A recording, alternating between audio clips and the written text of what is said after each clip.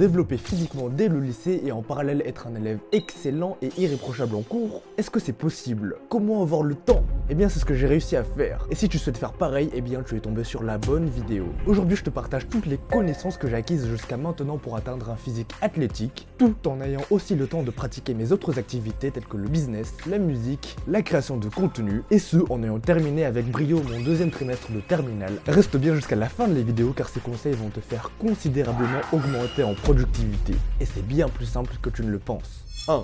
Pourquoi je ne vais pas à la salle et pourquoi tu ne devrais peut-être pas y aller non plus. Aller à la salle et faire des séances longues en volume, c'est extrêmement efficace. Cependant, en tant qu'élève, c'est une contrainte géographique, d'argent et surtout de temps. Mais oui, parce que même si c'est performant les séances à la salle, c'est souvent interminable. En même temps de tes autres passions ou de tes business, il est très clair qu'aller à la salle est une idée très optimiste si tu ne souhaites pas t'investir dans un lifestyle de go muscu à temps plein. Et ça, c'est une réalité. Il faut savoir que si tu veux créer du muscle, voici la base simple. Il faut générer de la tension mécanique sur tes fibres musculaires afin d'envoyer un stimulus de croissance musculaire. C'est pourquoi je suis pratiquant de calisthénie. Et oui, rien de mieux que l'entraînement au poids de corps pour libérer du temps en tant que lycéen. Ce sont des exercices polyarticulaires, c'est-à-dire qu'ils ciblent plusieurs groupes musculaires à la fois. Ils sont très énergivores, mais sont très efficaces si bien exploités. Par exemple, la pompe cible principalement les pectoraux, mais aussi secondairement les épaules et les triceps. Ils requièrent d'ailleurs un certain engagement abdominal. Mais les variantes sont infinies. La pompe piquée cible davantage les épaules et le haut des pecs,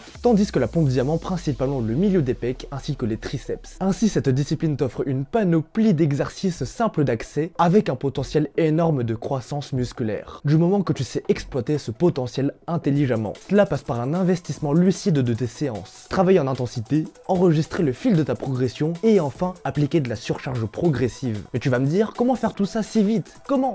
Final. 2. Accorde de la valeur au temps et optimise-le. Le secret, c'est d'exploiter au maximum son temps. Tous tes trous, toutes tes heures de permanence sont bonnes pour faire une séance. À l'heure de la cantine, le midi, tu as 1h30 pour manger environ, ce qui est énorme. Pendant que tout le monde fait la queue comme des blaireaux, toi, fonce dans un lieu isolé de ton établissement et fais ta séance complète en 45 minutes avant de retourner manger lorsqu'il n'y aura plus de queue. Cette technique à elle seule te donne l'opportunité de faire au moins une séance par jour. Et là, tu vas me dire, mais t'es complètement malade. Qu'est-ce que c'est que cette technique de zinzin? Eh bien, c'est littéralement par ce genre de petites habitudes que je suis aussi efficace et productif. De plus, tous les lieux sont bons. Un street workout si t'en as à proximité, les couloirs du lycée, le mur du lycée, et même la salle d'études où tu pourras utiliser les tables pour faire des dips ou même faire des abdos. Mais il y a un problème, tu vas me dire, on peut pas faire de traction au lycée. Et effectivement, on peut pas. Et bien là, malheureusement, tu n'as pas d'autre choix que d'entraîner ton dos chez toi après les cours. Sur ce coup-là, la barre de traction est de loin le meilleur investissement à faire. En avoir une t'offre une salle de calisthénie complète et une perspective de progression immense. Avec, tu peux même te construire une barre de dips, t'entraîner au muscle-up, en plus de faire des tractions. Le rêve! Par ailleurs, appliquer la surcharge progressive chez toi est très simple. Utilise ton sac et ton manuel de mathématiques aussi lourd que le poids de tes responsabilités. Donc à partir de maintenant, arrête de foutre ton argent dans des kebabs de schlag le midi et va t'acheter une barre de traction immédiatement tout de suite car c'est le meilleur investissement à faire dans ta vie, ok? Adopte donc un mindset qui s'attache à économiser le maximum de temps possible. Et n'hésite pas à être créatif. En tant qu'étudiant ou lycéen, tu as énormément d'autonomie, de responsabilité.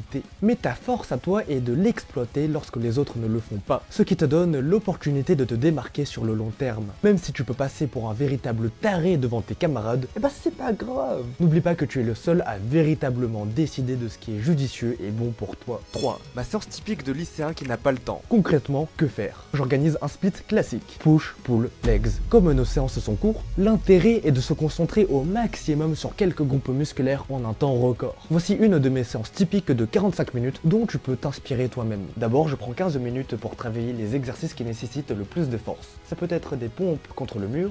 Cette partie-là permettra d'augmenter ta force et ta technique. Puis, je consacre les 30 dernières minutes à m'exploser les fibres musculaires avec des séries d'endurance qui ont des courts temps de repos. Mais l'une de mes méthodes préférées et parmi les plus difficiles reste l'IMOM. Every minute on the minute. D'abord, définis un nombre de minutes. Entre 5 et 20. Mais ça dépend du temps que t'as. Ça consiste à considérer qu'une série est égale à 1 minute. Et qu'une fois que tu as terminé ta série, le temps qu'il te reste avant la prochaine minute et ton temps de repos. En termes de répétitions par minute, prends 30% de ton RM. Par exemple, si ton max de traction est de 10, eh bien tu feras 3 tractions par série. Dans un autre cas, si ton max rep est de 20, divisé par 3, ça fera 6,6.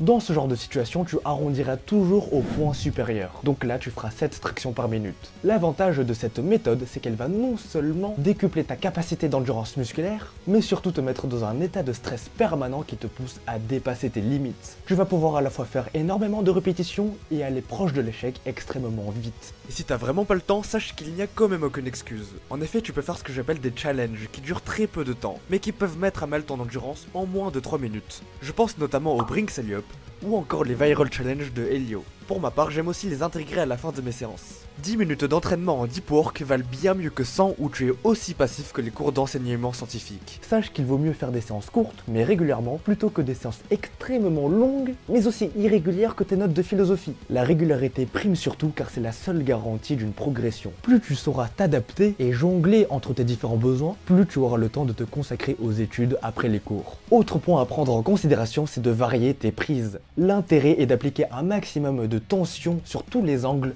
et groupes musculaires possibles de ton corps. Cela te permettra d'avoir un physique équilibré et fonctionnel. Attends quoi, répète! Tu me dis qu'avec si peu de temps, il n'y a pas d'occasion pour travailler les figures en calisthénie?